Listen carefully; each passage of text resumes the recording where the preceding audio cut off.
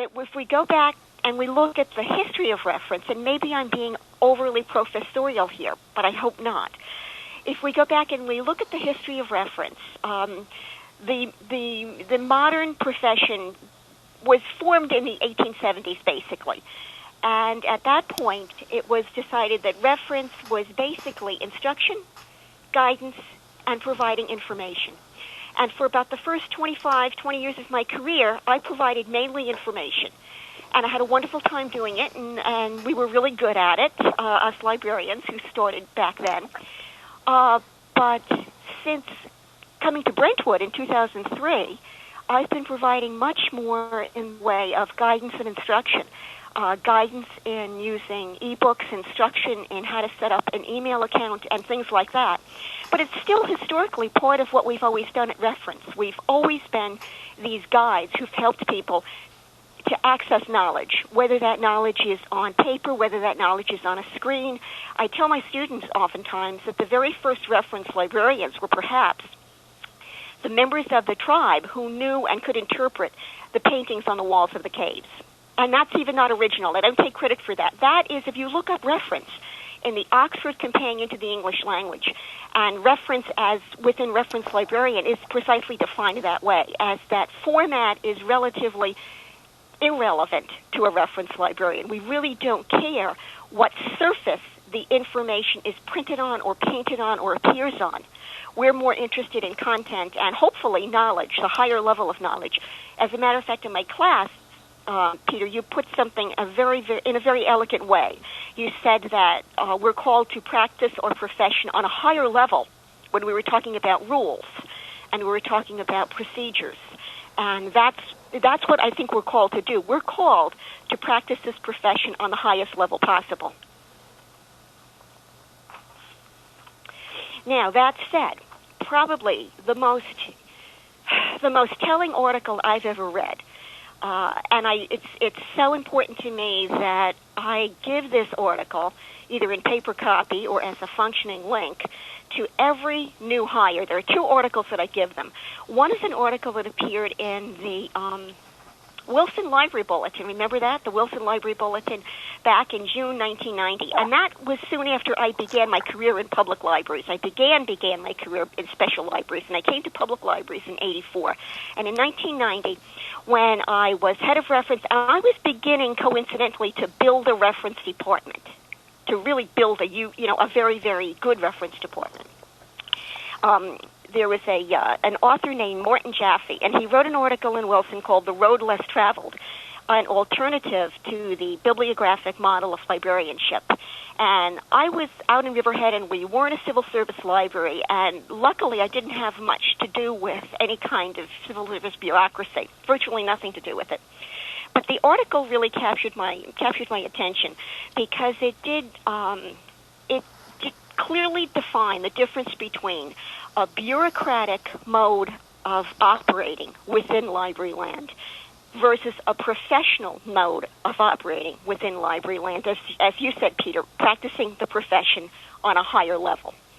And the bureaucratic mode, which we do see in, unfortunately, many public libraries, or any library. It could be academic, it could be maybe special too. But the bureaucratic model is characterized by a primary concern with order and control, compliance with policies and procedures and processes. The authority for decision-making is based on your position in a hierarchy. And basic decisions with respect to clients are made by superiors, and procedures are standardized and programmed in advance. So really, your outcome is the McDonald's hamburger information-wise. Everybody gets the same, right? And that's a part of American culture. A part of American culture is what's fair is that everybody has an equal outcome. And that has nothing to do with professionalism or customer service.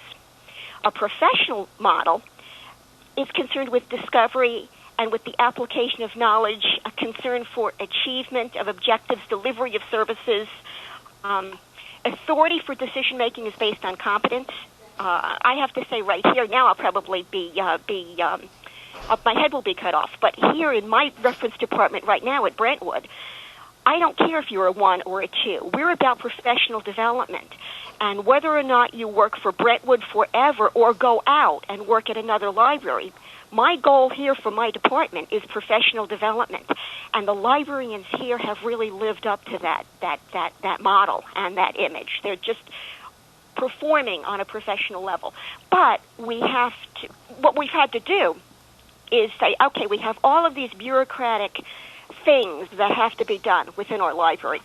But our mission is not to make sure that we cross all the T's and dot all the I's in civil service of the bureaucracy. That only gets us to a level that gets the bureaucracy and the civil service out of our way so that we can practice the profession at a higher level and be professionals. So what do I do? What do I do? What do we do? Actually, I don't do anything. We do everything. We have a reference department here at Brentwood that I think is a typical suburban reference department in that we are dealing with a very, very diverse community. Brookings Institution and other think tanks began publishing papers several years ago that the new immigrant gateway is not the inner city as it used to be when our great-grandparents came through Ellis Island. The new immigrant gateway is equally the suburbs. So we have a fantastically diverse community and a fantastically diverse opportunity, or many opportunities to serve these people. I mean, the needs are there. I used to joke saying that you shouldn't have to go to the census even to know your demographics. You should be able to go up to the local Walmart and walk through the building and listen to the languages that are spoken. So we're practicing reference, not 24/7, but we're practicing reference face-to-face in the building in 7 different languages. English, Spanish, French, Hindi, Urdu, Gujarati, and one that escapes me. And we're building staff with competency, albeit part-time staff, because we don't have librarian 1 Urdu speaking yet. But we are building staff who can do very rudimentary flyers and begin doing book selection and put out books and actually know what they're about in Urdu, in Hindi, of course in Spanish and French. I would like to have Creole. Creole would be my next choice of language here probably. That would be a great outreach for us. And I'm busier than ever. We did this past month, year to date. Let me do year to date. Year to date, if I could find my stats, somewhere I have stats. We did, for example, over 800 hours of one-on-one computer instruction. And that we did in 4 languages: English, Spanish, French, and Urdu. Okay, we do hundreds of reference questions a month. Probably 2,000 or 3,000 reference questions a month. And my next goal for the next part of my career here at Brentwood is to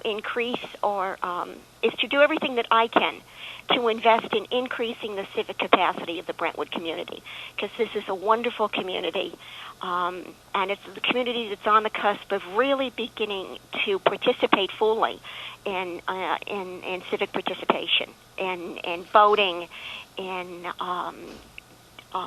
communicating with their elected leaders, and etc. So that is going to be, I think, our next goal is to really foster that. Because it's time now. The community has really demonstrated that it's ready for that. And I've never pushed anything on a community. I've always just been responsive. In some ways I'm a reactionary. I see what's there and react to it. And that's what we do. That's what librarians do. But when we go all the way back to reference and call it the provision of information, guidance, and instruction, that's a broad enough definition for us to have a lot of wiggle room to work with that. So we're doing that, and we're not doing what we imagine people want in the area of information, guidance, and instruction. We're giving them what they actually do want, what's going to be practical, and what they actually need.